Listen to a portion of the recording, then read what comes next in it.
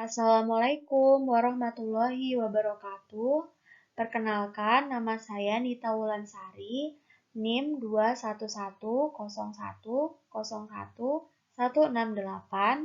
dari Program Studi Kebidanan Program Sarjana Fakultas Ilmu Kesehatan Universitas Aisyah Yogyakarta.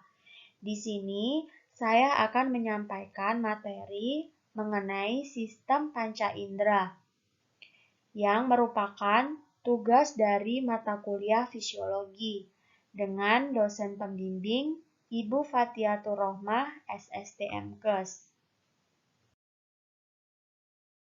Sistem panca indera. Panca indera merupakan alat-alat tubuh yang mempunyai fungsi untuk mengetahui keadaan luar.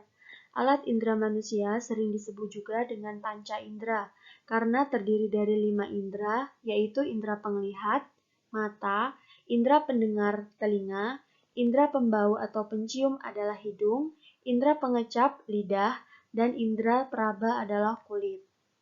Nah, kita akan membahas satu persatu mengenai sistem panca indera.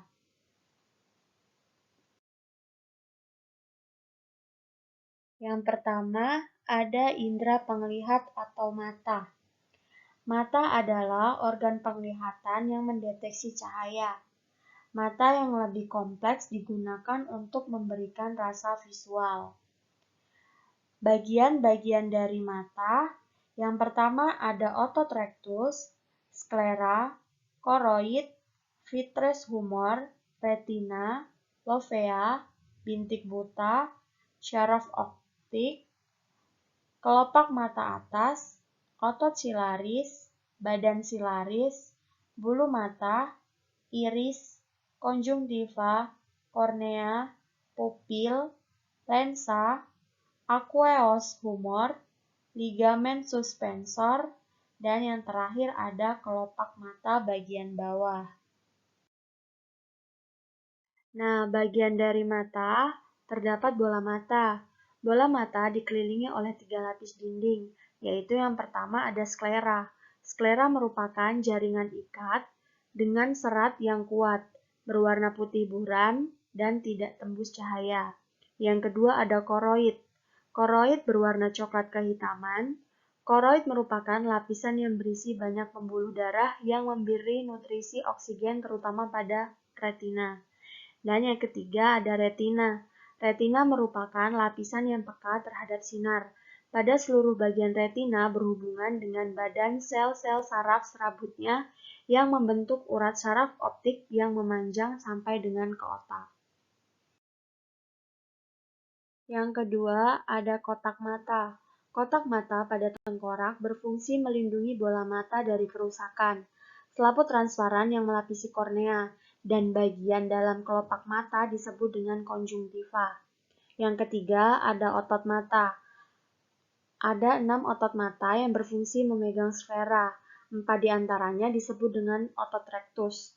Otot rectus terdiri dari rectus inferior, rectus superior, rectus eksternal, dan rectus internal. Otot rectus berfungsi menggerakkan bola mata ke kanan, ke kiri, ke atas, dan ke bawah. 2 otot lainnya disebut dengan otot oblik atas atau superior dan otot oblik bawah inferior. Nah, kemudian ada mekanisme kerja mata. Cara kerja mata manusia pada dasarnya sama dengan cara kerja kamera, kecuali cara mengubah fokus lensa. Sinar yang masuk ke mata sebelum sampai ke retina mengalami pembiasan 5 kali, yaitu waktu melalui konjungtiva, kornea, aqueous humor, dan lensa, serta vitreous humor. Pembiasan terbesar terjadi pada kornea. Bagian mata normal, bayang-bayang benda akan jatuh pada bintik kuning, yaitu bagian yang paling peka terhadap sinar. Ada 2 macam sel reseptor pada retina, yaitu yang pertama ada sel kerucut atau sering disebut dengan sel konus, dan yang kedua ada sel batang yang sering disebut dengan sel bacillus. Selanjutnya yang kedua ada indera pencium atau hidung. Hidung adalah organ sensorik manusia untuk menanggapi rangsangan seperti bau atau bahkan bahan kimia yang berbentuk gas. Dalam rongga hidung ada serabut saraf yang dilengkapi dengan sel penciuman. Setiap sel memiliki rambut-rambut halus atau disebut dengan silia penciuman, yang terdapat di ujung ditutupi oleh selaput lendir.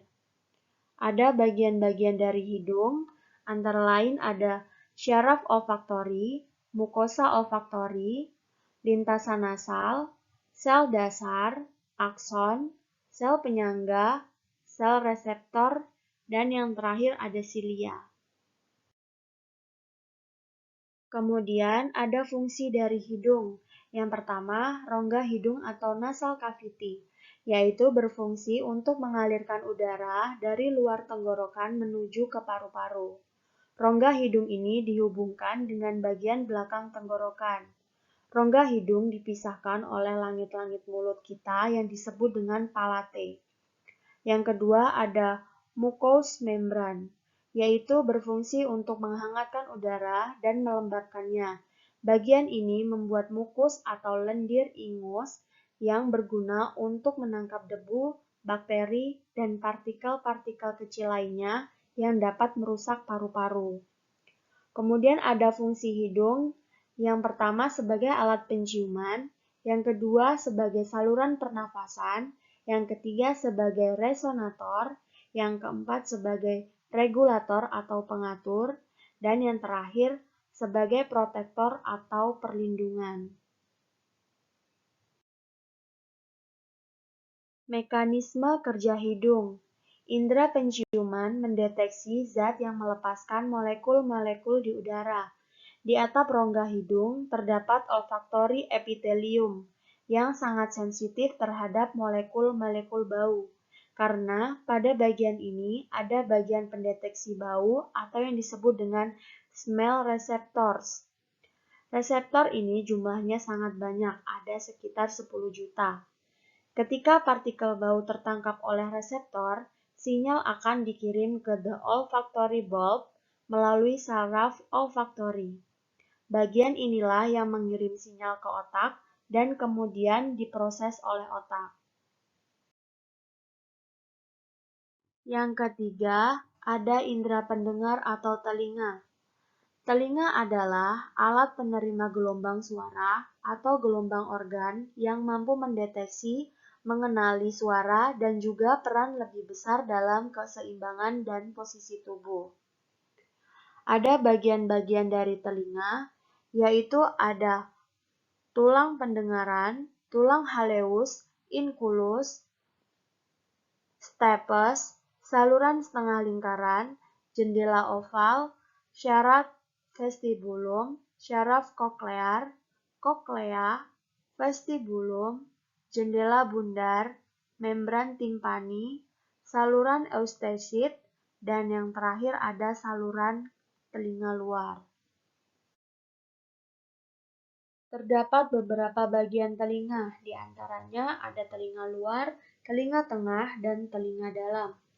Kita akan membahas satu persatu, yaitu telinga luar meliputi daun telinga atau yang disebut dengan pinna, liang telinga atau meatus auditorius externus, dan saluran telinga luar. Bagian daun telinga berfungsi untuk membantu mengarahkan suara ke dalam liang telinga dan akhirnya menuju ke gendang telinga. Rancangan yang begitu kompleks pada telinga luar berfungsi untuk menangkap suara dan bagian terpenting adalah liang telinga. Selanjutnya ada telinga tengah. Telinga tengah merupakan rongga yang berisi udara untuk menjaga tekanan udara agar seimbang.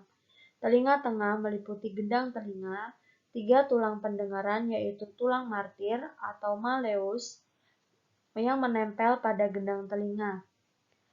Kemudian ada tulang landasan atau incus.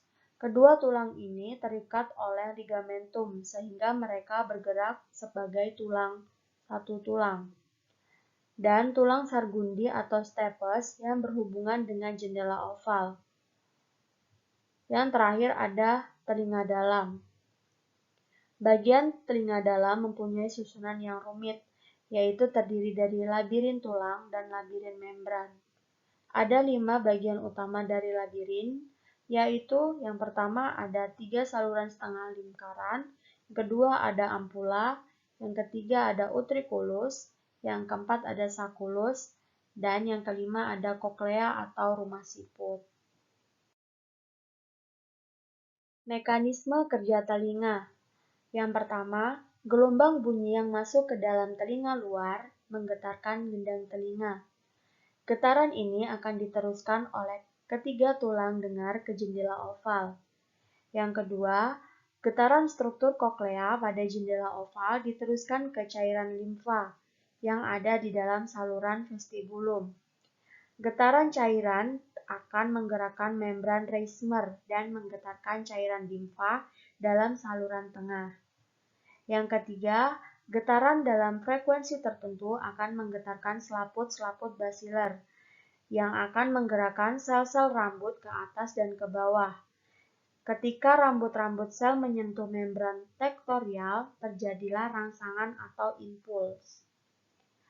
Dan yang terakhir, getaran membran tektorial dan membran basiler akan menekan sel sensori pada bagian organ korti dan kemudian menghasilkan impuls yang akan dikirim ke pusat pendengar di dalam otak melalui syaraf pendengaran.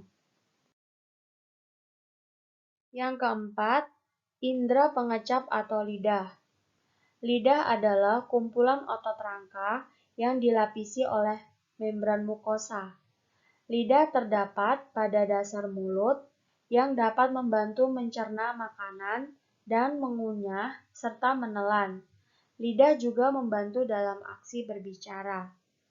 Terdapat bagian-bagian dari lidah, yaitu terdapat tunas pengecap atau papila, kemudian terdapat rasa pahit, asam, asin, manis, terdapat sel penyangga, saraf sensori, sel reflektor dengan mikrofili, kemudian terdapat pori perasa.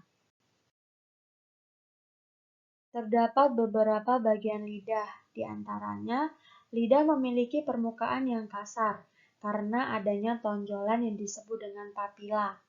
Terdapat 3 jenis papila, yaitu yang pertama ada papila filimormis yang berbentuk seperti benang halus. Yang kedua ada papila circumvallata berbentuk bulat tersusun seperti huruf V yang terdapat di belakang lidah. Yang ketiga ada papila fungiformis yang berbentuk seperti jamur. Kemudian terdapat tunas pengecap, yaitu bagian pengecap yang ada di pinggir papila.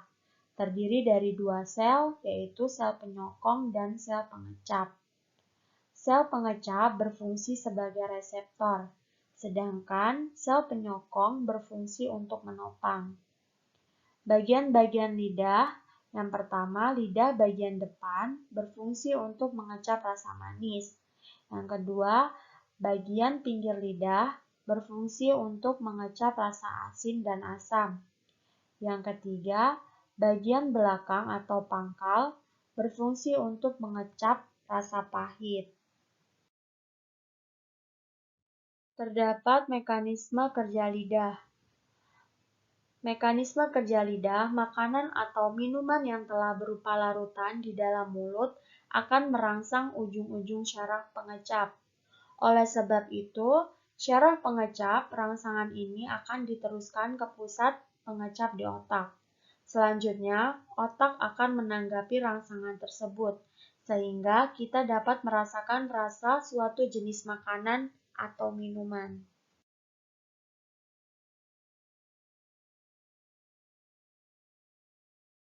Yang kelima ada indera peraba atau kulit. Kulit adalah indera perasa sentuhan yang dapat menerima rangsangan dari luar. Kulit dapat membedakan kasar, halus, panas, dingin, dan nyeri. Terdapat bagian-bagian dari kulit.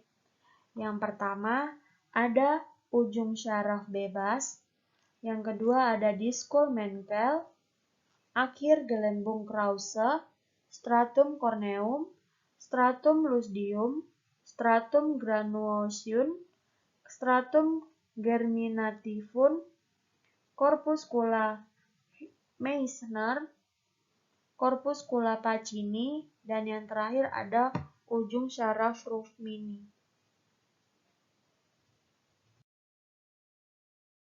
Terdapat beberapa bagian kulit, yaitu kulit terdiri dari lapisan luar yang disebut dengan epidermis dan lapisan dalam atau lapisan dermis.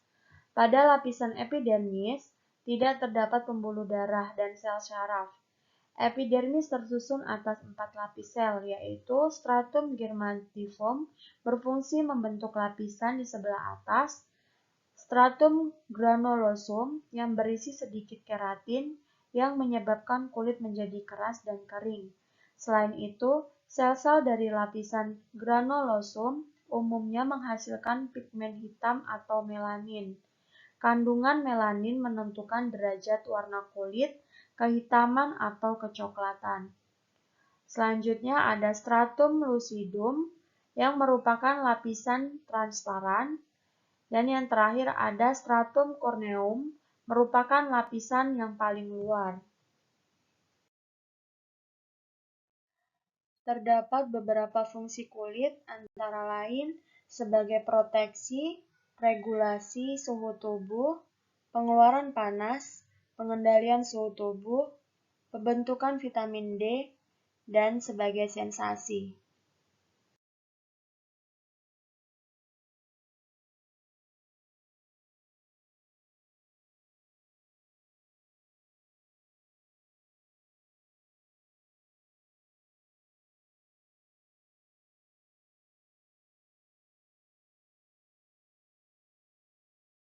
Mekanisme kerja kulit.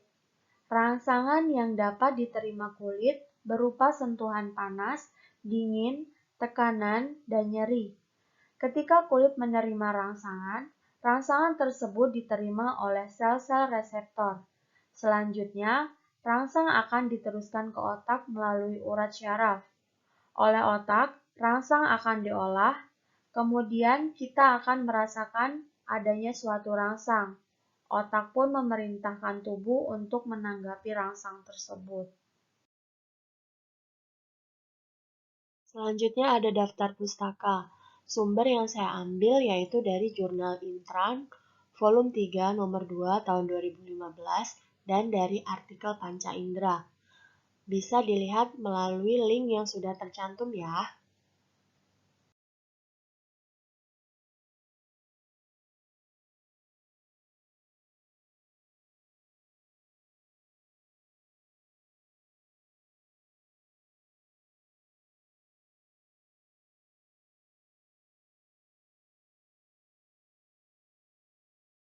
Sekian materi yang dapat saya sampaikan.